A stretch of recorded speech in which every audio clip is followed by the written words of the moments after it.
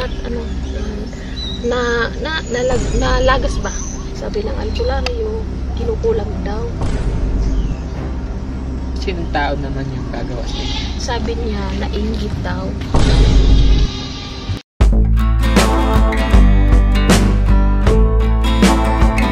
Magandang araw po sa inyo mga kaibigan.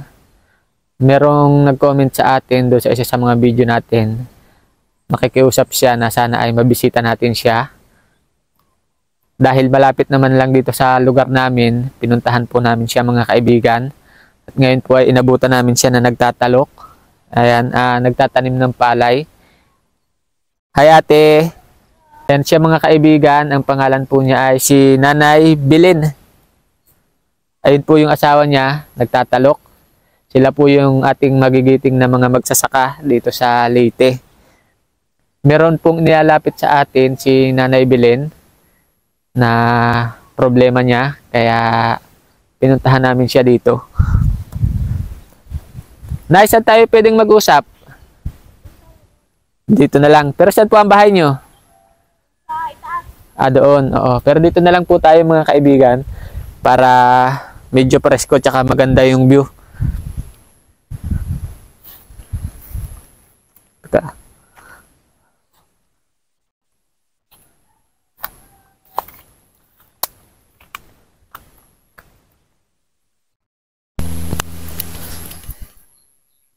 Ano po itong lupa na ito? Sarili ninyo? Hindi. Ay, hindi. Bigay ko to sa Nay. Ipit mo lang po dyan sa... Yan. Nung tayo sa ilalim ng puno. Oo. Dito. Doon kasi malamig. Asya. Sige. Puno ng kasya. Wala po bang ahas dyan? Wala. Palagi naman akong dyan. Dito. Nakatambay. Kasi maganda tambayan kasi malamig. Doon tayo. Dito. Ay, si taas. Ay, oo nga, ano. Nahirapan tayo sa pagtagalig eh. Ay, oo nga pala. Hindi ka po sanay na mag-Tagalog. Si Bisaya eh. Oo, pero sige lang po. Bisaya na lang. Kaya naintindihan ko naman yung Bisaya. Hindi lang ako nakapagsalita. Mao. Oo. Si Nanay naman, Tagalog at Bisaya, pwede. Malamig ang hangin. Oo. Oo. Sarap dito. Ayan. Ilang taon na po ikaw, Nay? 35. 35? Bata pa si Nanay pala. 35. 35. Yung asawa mo po? 36. Ay, 40s. 45. 45. 46. Kala ko. 45 ka. Tapos yung asawa mo 46. Oo, ayun. Ilan pa ang anak ninyo? 3. Puro babae. Tatlong babae ang anak po ni Nanay Evelyn. Ang trabaho niyo dito pagsasaka lang? Pagsaka. Tanim ng palay. Minsan ang asawa ko mag-extra sa construction. Pero malayo dito sa Tacloban. Doon na dahil ng pagko-construction. Oo. Tacloban. Maalam pa lang mag-construction si asawa mo. Yung mga anak mo nag-aaral lahat? Nag-aaral. Malalaki na ba? Ilang mga taon na po yung mga anak mo? Yung panganay ko, 23. Yung pangalawa ko, 21. Malalaki na. Yung bunso ko, 15. Ibig sabihin, yung anong grade na nung 15? Anong grade na nun? 10. Grade 10. Yung panganay mo, nagtatrabaho na? Tapos na. Oo, ayan. Nag-message si Nanay Bilin po sa atin.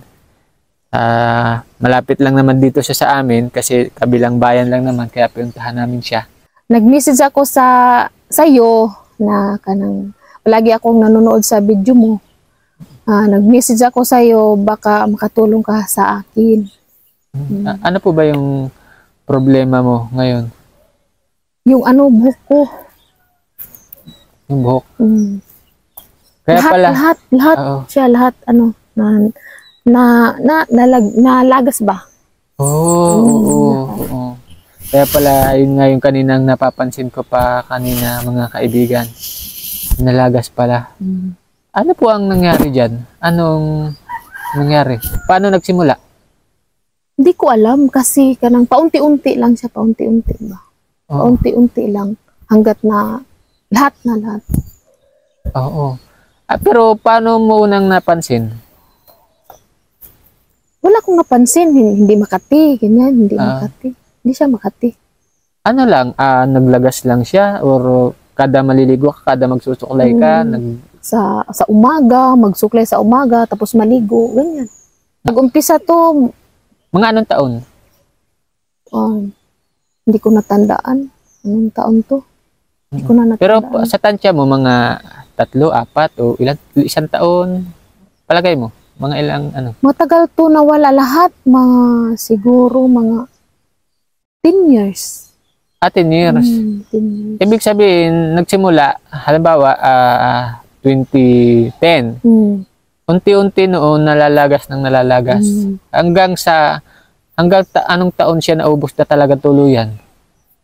Mga 2016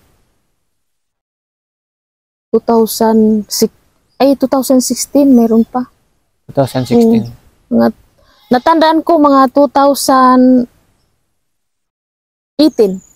2018. Yung nagkasakit ako, 2 taon, meron pa. 2 taon. 2 taon. Ngayon, ano ang naging dahilan ng pangyayari niyan? Yung kasi wala kaming pera. Nang pumunta ako sa albularyo. Sabi ng albularyo, kinukulam daw. Kulam? Pero palagay mo merong mga tao na, sinong tao naman yung gagawa sa inyo kung sakali? Hindi ko alam kasi wala naman akong kaaway. Wala kang nang kaaway? Kaaway. Oo. Pero bakit naman niya ginawa sa'yo kung sakali Uso ba dito talaga sa Bisaya yung kulam? Dito ba uso yun? Oo, uso talaga.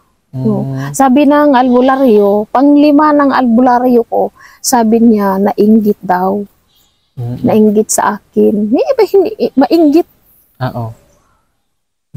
Mainggit talaga. Oo. Pero hindi ko alam. Oo, biruin niyo mga kaibigan, ako marami na rin akong naririnig dyan, mga kwento-kwento, pero ako, hindi naman ako maniniwala sa kulam. Oo. Paano nasabi nung albularyo na kulam? Paano nila nasabi? Ano bang ginagawa ng mga albularyo para masabi nilang kulam yung isang bagay? Kaya daw na istorya nila ito, mga Albularyo. Kulam. Siguro, kasi wala silang pang-test sa lahat ng katawan ng tao. Siguro nasabi nila, yung ginagawa ng gano'n. Gano'n sa kamay mo. Oo. Pero lalo na humihina ang katawan ko. Pero sa iyo, sa pangyayari sa iyo, yung ano naman yung naging sign na para masabi mo na pinulam ka? Yung sana tawag katong pag tambal nila sa ako, medyo may lakas ako. May lakas ako. Hanggat sa kanya, lumalakas siya? Lumalakas. Oo. kaya yun ang dahilan. Kaya naniwala siya na Kulam. 2016, 2017. Nakapangsyam ako. Nakapangsyam akong albularyo.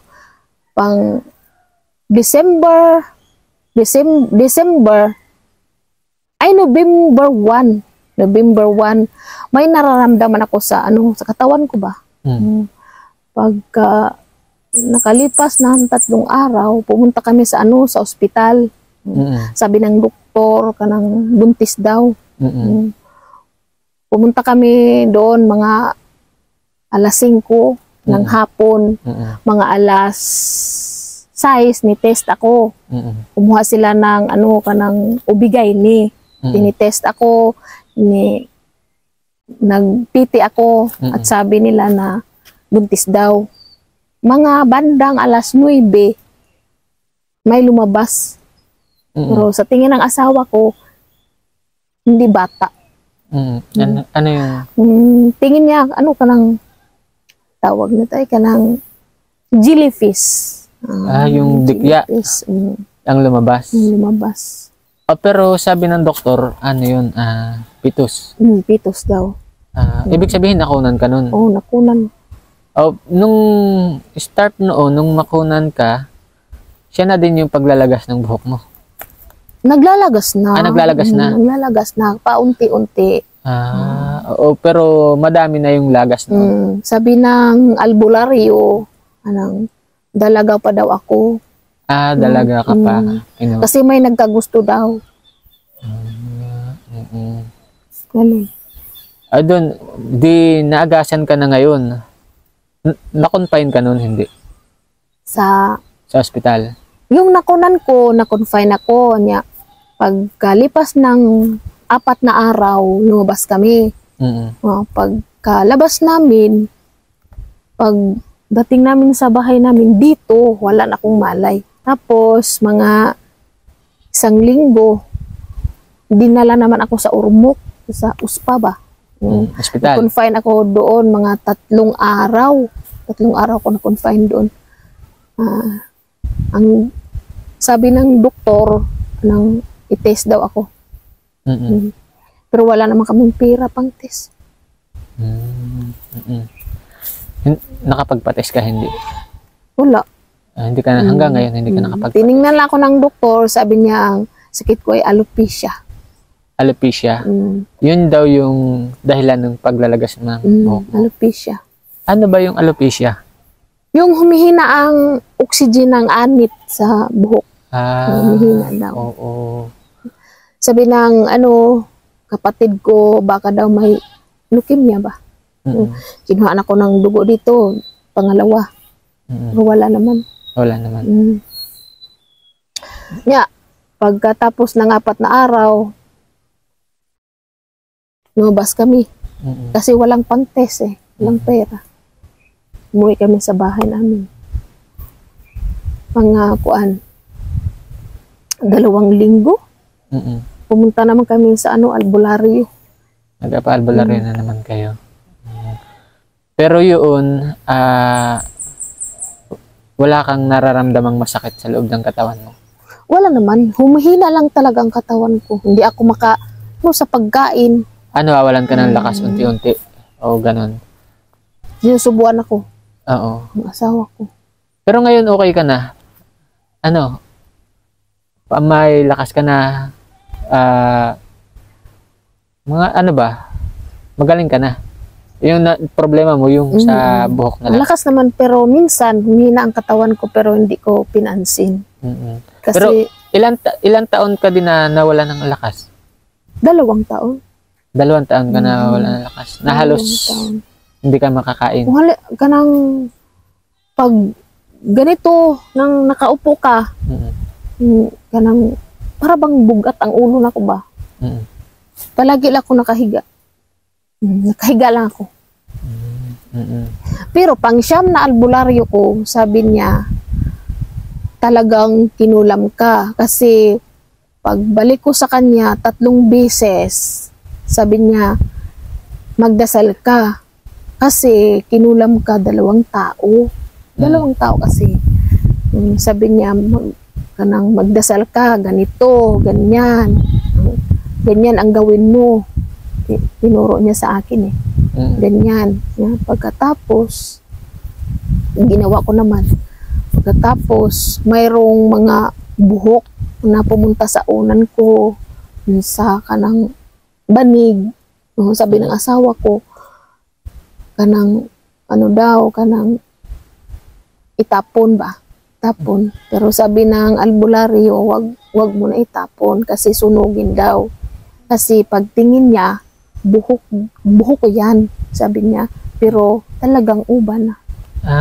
Ibig sabihin, pagising mo ng umaga, meron ng mga buhok. Yung sa uli sa akin.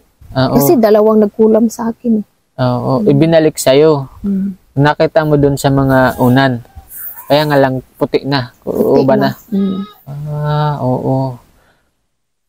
Pero mas okay kung makapagpa-test ka. Sana, Oo. pag may pera. Oo. Kasi kung yun ang kailangan mo at na ano din naman ng doktor na yung paglalagas ng buhok mo ay dahil alopecia. Ngayon ko lang narinig yan mga kaibigan, yung alopecia, ano. Pero narinig ko na yung pagka Hina ang oxygen. Oo, sa balat, hindi na nagkakaroon talaga ng buhok. Pero maliban doon, wala ka naman ibang nararamdaman. Ano, ngayon, may maintenance ka ba? Wala. Pag confine ko sa USPA, sabi ng doktor, high blood daw ako. Binigyan ako ng gamot. Pero hindi ko na nabili lahat kasi walang pera. O kung high blood ka, siguro ka din, lagi kang magpa-BP, ano yung blood pressure mo.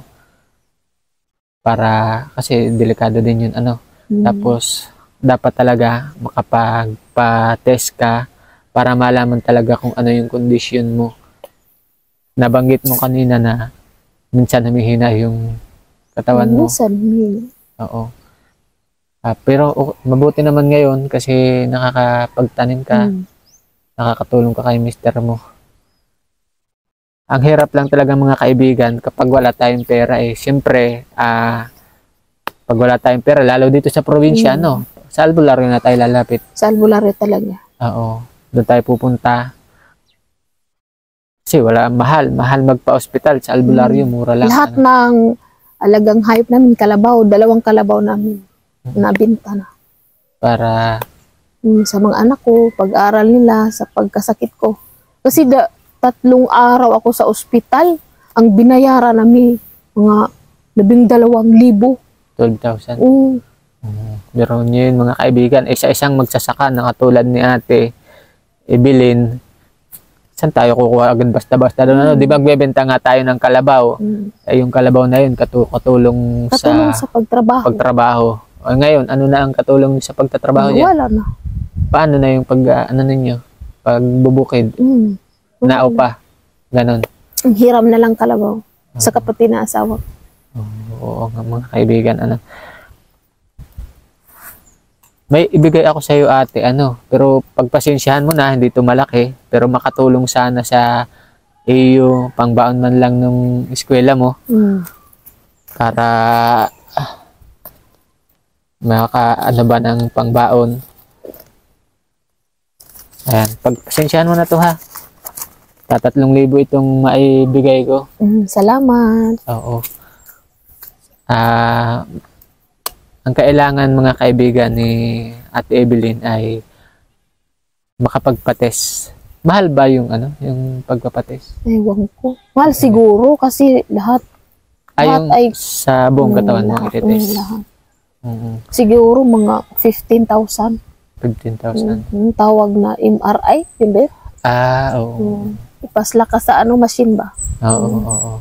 Kuha ka pa ng dugo, ihi. Oo, lahat. Ayan. Yung yung heart ko, hindi pa ultrasound daw. Kailangan talaga buong katawan yung mga test kay ate. Tsaka, yung sa buhok ni ate, totally wala nang nagtubo. Wala na. Oo. Pero hindi naman siya makati. Hindi. Ayan mga kaibigan. Ayan mga kaibigan, si Ate Evelyn, nanonood kasi siya sa mga video natin tapos nag-comment siya. Kaya, ayun, pinuntahan natin dito. Makikisuyo po ako sa inyo na pakishare itong video ni Ate Evelyn. At kung may makakatulong po kay Ate Evelyn para sa pagpapatest ng kanyang katawan. Oo. Para kung ano man yung kanyang nararamdaman, hindi na lumala. Sana po ay tulungan nyo si Ate Evelyn. Kung hindi naman po, makikisuyo kami na pakishare itong video na ito para matulungan namin si Ate Evelyn.